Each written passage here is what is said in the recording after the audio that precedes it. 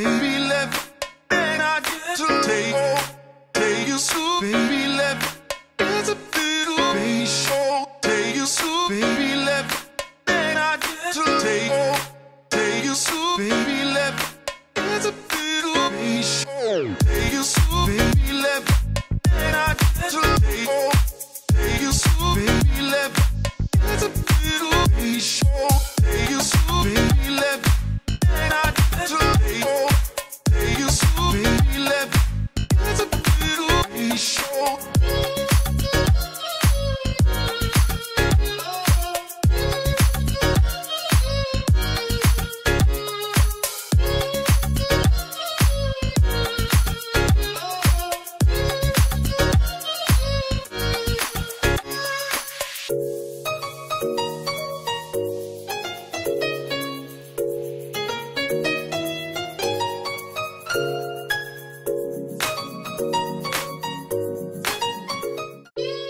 Sedih sih ya sebenarnya karena gue baru bisa ngerasain sekarang.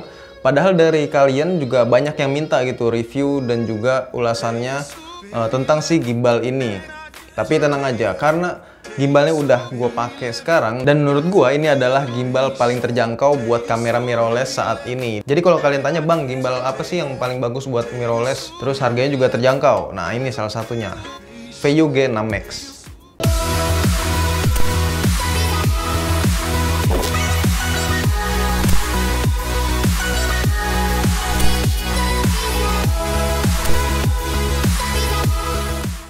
VU G6 Max ini punya 3 axis stabilizer motor lock dan juga ergonomic handling design yang artinya cukup nyaman buat dipegang kalau dari desainnya ya.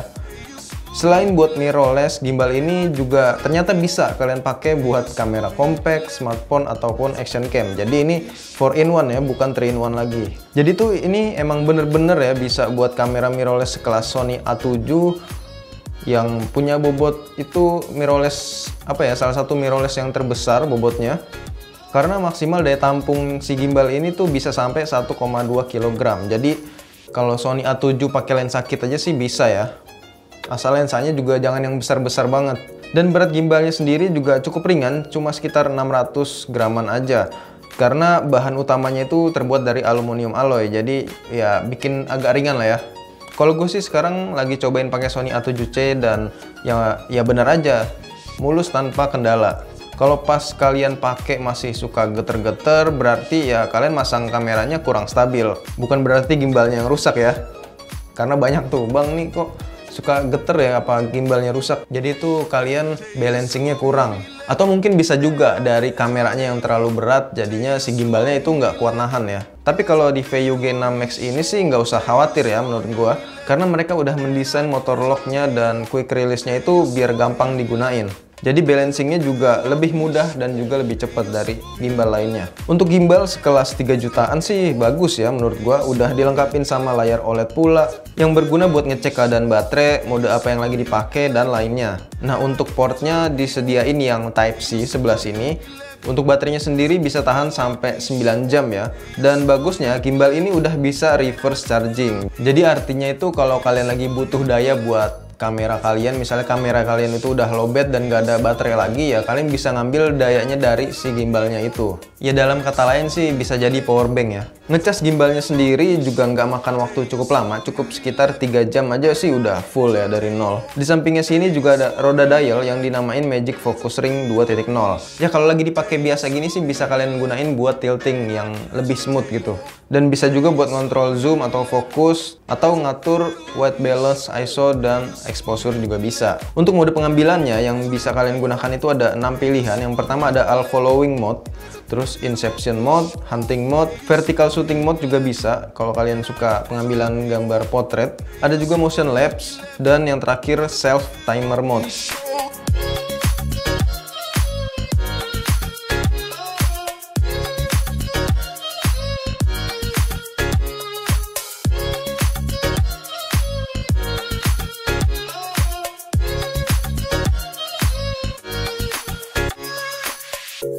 Terus kalau kalian lagi ngambil video atau gambar ya kan di outdoor gitu, tahu-tahu ada gerimis nih. Nah, terus kalian nggak bisa kemana-mana, ya istilah lain tempat neduhnya itu jauh ya, jadi kalian harus melewati. Jadi kalian gak usah khawatir karena bodinya ini udah water atau splash proof, bukan waterproof ya, sorry. Jadi splash proof itu bisa tahan cipratan kayak gerimis-gerimis gitu sih bisa ya. Karena yang waterproof mana ada gitu di dalam air. Emang kalian mau pakai gimbal di dalam air? Nah, buat kalian yang masih suka tanya, "Bang, buat kamera ini bisa nggak, Bang? Buat kamera itu bisa nggak?" Nih, gua kasih tahu. Kalian cukup cari timbangan aja, entah itu timbangan apa kayak.